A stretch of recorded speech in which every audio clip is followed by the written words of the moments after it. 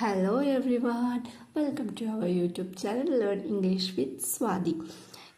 നമ്മൾ ഇന്നലെ ഒരു വീഡിയോ ചെയ്തിട്ടുണ്ടായിരുന്നു. ആ ഒരു വീഡിയോയിൽ നമ്മൾ പ്രൊജക്റ്റിന് പറ്റുന്ന ഒരു ടോപ്പിക്ക് എവ്ലീന ബൈ ഫ്രാൻസിസ് ബെർണെ എന്ന് പറയുന്ന നോവൽ ജെൻഡർ സ്റ്റഡീസ് വെച്ചിട്ട് നമുക്ക് ചെയ്യാൻ പറ്റുമെന്നും അതിൻ്റെ കൂടുതൽ ഇൻഫോർമേഷൻസും കാര്യങ്ങളും നമ്മൾ ഇന്നലെ ചെയ്ത വീഡിയോസിൽ എങ്ങനെയാണ് അത് എഴുതേണ്ടത്, എങ്ങനെയാണ് ഒരു പ്രൊജക്റ്റിലോട്ട് ആ ഒരു വർക്ക് എത്തുന്നത്, എങ്ങനെയാണ് അത് അപ്ലൈ ചെയ്യേണ്ടത് എന്നൊക്കെ നമ്മൾ ഡീറ്റെയിൽ ആയിട്ട് തന്നെ നമ്മളതിൽ പറഞ്ഞിട്ടുണ്ട്. അപ്പോൾ നിങ്ങളാരും അത് പോയി കണ്ടിട്ടില്ല എന്നുണ്ടെങ്കിൽ അത് കണ്ടതിന് ശേഷം മാത്രമേ ഈ വീഡിയോ കാണാവൂ. കാരണം അത് കണ്ടാൽ മാത്രമേ ഈ ഒരു വീഡിയോ നിങ്ങൾക്ക് മനസ്സിലാവുകയുള്ളൂ. അതുപോലെ തന്നെ ഈ ഒരു വീഡിയോയിൽ നമ്മൾ ആ എവ്ലീനയെ കമ്പയർ ചെയ്ത് എഴുതാൻ പറ്റുന്ന വേറൊരു നോവലായിട്ടുള്ള the henna artist by Alka Joshi, ഇതാണ് പറയാൻ പോകുന്നത്. ഇതും നമ്മൾ നേരത്തെ പറഞ്ഞ മാതിരി നേരത്തെ നോവൽ എങ്ങനെയാണോ നമ്മൾ ഡിസ്കസ് ചെയ്ത് അതേപോലെ തന്നെ സമ്മറിയും ഹൈലൈറ്റിംഗ് സിറ്റുവേഷൻസും എങ്ങനെയാണ് കമ്പയർ ചെയ്യുന്നത്, നമ്മുടെ കൺക്ലൂഷൻ എന്താണ്, ഇങ്ങനെ ഒരു സ്ട്രക്ചറിലാണ് നമ്മൾ പറഞ്ഞു പോകുന്നത്. അപ്പോൾ നമുക്ക് ഒട്ടും ലാഗാക്കണ്ട, നമുക്ക് വീഡിയോയിലോട്ട് പോകാം. ദ ഹെന്ന ആർട്ടിസ്റ്റ് 1950കളിലെ ജയ്പൂർ, ഇന്ത്യയിലാണ് സെറ്റ് ചെയ്തിരിക്കുന്നത്. ലക്ഷ്മി ശാസ്ത്രിയാണ് നോവലിന്റെ പ്രധാന കഥാപാത്രം. 17ാം വയസ്സിൽ അബ്യൂസീവ് ഹസ്ബൻഡിനെ വിട്ട് സ്വതന്ത്രമായി ജീവിതം തുടങ്ങുന്ന കഴിവുറ്റ മെഹന്തി ആർട്ടിസ്റ്റാണ് ലക്ഷ്മി ശാസ്ത്രി. അവൾ ജയ്പൂരിലെ ഉയർന്ന വർഗത്തിലെ സ്ത്രീകൾക്ക് മെഹന്തി സർവീസ് നൽകുന്നു. എന്നാൽ ഹെന്ന ഡ്രോയിങ് മാത്രമല്ല, ലക്ഷ്മി ഗോസിപ്പ്, സീക്രട്സ്, റെമഡീസ് എന്നിവയും ഷെയർ ചെയ്യുന്ന ട്രസ്റ്റഡ് കോൺഫിഡന്റ് ആകുന്നു. എന്ന് വെച്ച് കഴിഞ്ഞാൽ ലക്ഷ്മി എന്ന് പറയുന്നത് ഒരു അബ്യൂസീവ് ഹസ്ബൻഡിൽ നിന്നും വേർപെട്ട് അവളുടേതായിട്ടുള്ള ഒരു ലോകം പണിയാൻ വേണ്ടി അവളുടെ കഴിവുള്ള മെഹന്തി ആർട്ടിസ്റ്റാണ്. അവൾക്ക് നല്ല സ്കില്ലുണ്ട്. അപ്പോൾ അങ്ങനെ അവൾ ആ ഒരു വർക്കിലൂടെ അവളുടേതായിട്ടുള്ള ഡ്രീംസ് ഒക്കെ അച്ചീവ് ചെയ്യാൻ വേണ്ടി ഇറങ്ങിത്തിരിക്കുന്ന രീതിയിലാണ് നമ്മുടെ ഈ ഒരു നോവൽ സ്റ്റാർട്ട് ചെയ്യുന്നത്. അവൾ വെറും ഒരു മെഹന്തി ആർട്ടിസ്റ്റ് മാത്രമല്ല, അവളുടേതായിട്ടുള്ള ആയുർവേദിക് ആയിട്ടുള്ളതും അതുപോലെ അവൾ കുറേ പേർക്ക് റിച്ച് വുമണിനൊക്കെ നമുക്ക് മെഡിസിൻസ് ഒക്കെ പ്രൊവൈഡ് ചെയ്ത് കൊടുക്കുന്നുണ്ട്. ഫെർട്ടിലിറ്റിക്കൊക്കെ വേണ്ടിയിട്ടുള്ള മെഡിസിൻസും കാര്യങ്ങളൊക്കെ പ്രൊവൈഡ് ചെയ്ത് കൊടുക്കുന്നുണ്ട്. ലക്ഷ്മി എന്ന് പറയുന്ന ഈ ഒരു ക്യാരക്ടറിന്റെ മെയിൻ ലക്ഷ്യം എന്ന് പറയുന്നത് സ്വന്തമായ ഒരു സാമ്പത്തിക സ്ഥിരത, അതായത് എക്കണോമിക് സ്റ്റെബിലിറ്റി ഉണ്ടാക്കിയെടുക്കുക എന്നതോടൊപ്പം ഒരു സ്വന്തമായ ഒരു വീട് വേണമെന്നും അതേപോലെ അവളുടെ പാസ്റ്റ് നടന്നിട്ടുള്ള കുറേ അബ്യൂസീവ് ആയിട്ടുള്ള കുറേ സംഭവങ്ങൾ ഉണ്ടായിട്ടുണ്ട്. അതിൽ നിന്നൊക്കെ എസ്കേപ്പ് ചെയ്യുക എന്നുള്ള ഒരൊറ്റ ലക്ഷ്യമാണ് ലക്ഷ്മി എന്ന് പറയുന്ന ഈ ഒരു ക്യാരക്ടറിനുള്ളത്. അപ്പോൾ ഈ ഒരു സ്റ്റോറിയിൽ ലക്ഷ്മിയുടെ പാസ്റ്റ് വീണ്ടും അവളുടെ ജീവിതത്തിലോട്ട് കടന്നു വരുന്നുണ്ട്. അതെങ്ങനെയാന്ന് വെച്ച് കഴിഞ്ഞാൽ അവളുടെ ഒരു യങ്ങർ സിസ്റ്റർ ആയിട്ടുള്ള രാധ എന്ന് പറയുന്ന ഒരു ആളുണ്ട്. അവൾ പ്രഗ്നന്റ് ആയിട്ട് ഇവള് ട്രീറ്റ് ചെയ്യണം എന്നൊക്കെ പറഞ്ഞിട്ട് വരുന്നുണ്ട്. അപ്പൊ ഇങ്ങനത്തെ കുറേ ചെറിയ ഇൻസിഡൻസ് ഒക്കെ അവളുടെ പാസ്റ്റിനെ റിമെമ്പർ ചെയ്യുന്ന തരത്തിലാണ് വന്നിട്ടുള്ളത്. ഇതൊരു ഷോർട്ട് സമ്മറി ആയിട്ട് നമുക്ക് കൺസിഡർ ചെയ്യാം. അതുപോലെ ഇനി എന്തൊക്കെയാണ് ഇപ്പോൾ നമ്മൾ തിയറി വെച്ചാണല്ലോ ചെയ്യുന്നത്, അപ്പോൾ ഞാൻ കൂടുതൽ ഡീറ്റെയിൽ ആയിട്ടൊന്നും സമ്മറി പറയുന്നില്ല. നമുക്ക് വേണ്ട ജെൻഡർ സ്റ്റഡീസ് പ്രൂവ് ചെയ്യാൻ പറ്റുന്ന സിറ്റുവേഷൻസ് മാത്രമാണ് ഫോക്കസ് ചെയ്യുന്നത്. ഓക്കെ, അപ്പോൾ ജെൻഡർ സ്റ്റഡീസ് തിയറി എന്താണ് ഏതാണെന്നുള്ളത് കഴിഞ്ഞ വീഡിയോയിൽ ഞാൻ പറഞ്ഞിട്ടുണ്ട്. അത് കാണാത്തവർ പോയി കാണുക, എന്നാൽ മാത്രമേ നിങ്ങൾക്ക് എന്താണ് ആ തിയറി എന്നുള്ളത് മനസ്സിലാവുള്ളൂ.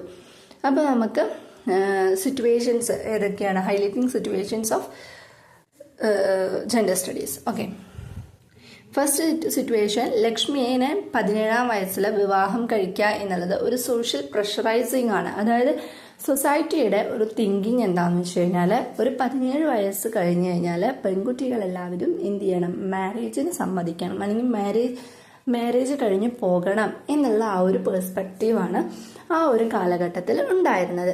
അപ്പോൾ അവരുടെ സൊസൈറ്റി അല്ലെങ്കിൽ ഒരു പെട്രിയാർക്കൽ സൊസൈറ്റി അല്ലെങ്കിൽ ആ ഒരു കാലഘട്ടത്തിലെ സൊസൈറ്റിയുടെ പെർസ്പെക്റ്റീവ് പ്രകാരം ഒരു വുമൺ എന്ന് പറയുന്നത് ഒരു വീട്ടമ്മ ആയിരിക്കണം, അതുപോലെ തന്നെ ഒബീഡിയൻ്റ് ആയിട്ടുള്ള ഒരു വൈഫ് ആയിരിക്കണം എന്നുള്ള ഒരു കൺസെപ്റ്റാണ്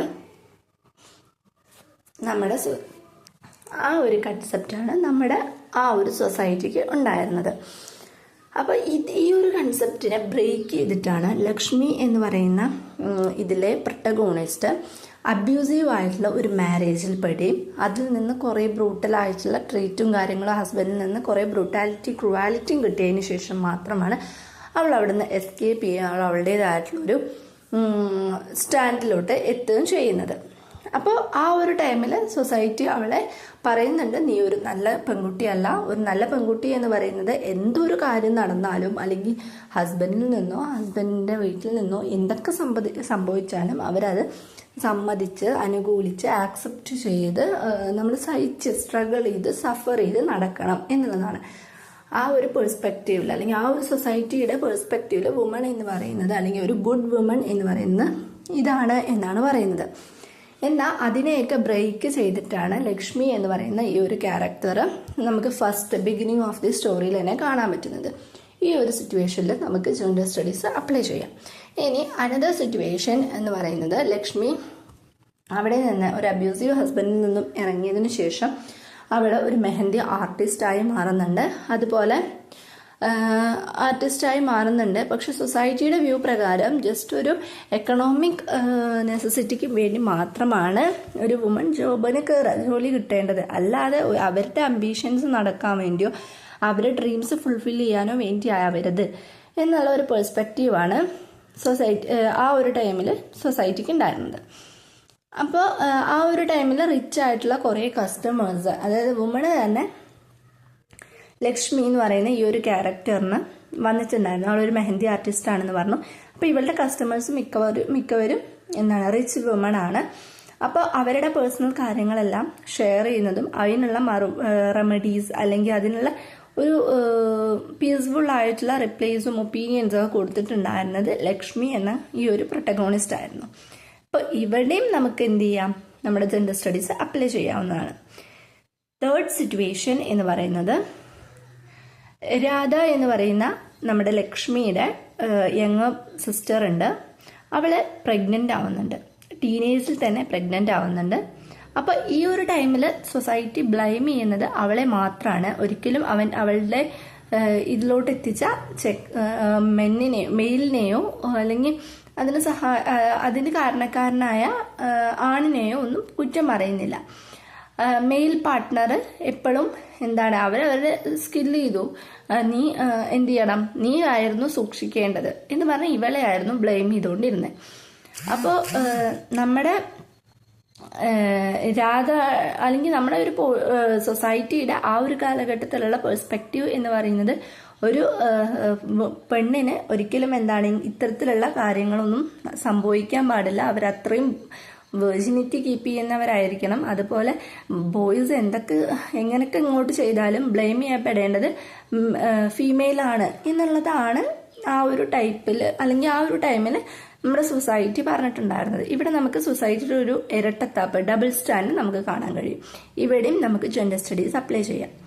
പിന്നെ നെക്സ്റ്റ് സിറ്റുവേഷൻ എന്ന് പറയുന്നത് ഹൈ ക്ലാസ് മെയിൽ ക്ലയൻസ് പോലും എന്താണ് വുമണിനെ കൺട്രോൾ ചെയ്യാൻ ശ്രമിക്കുമായിരുന്നു.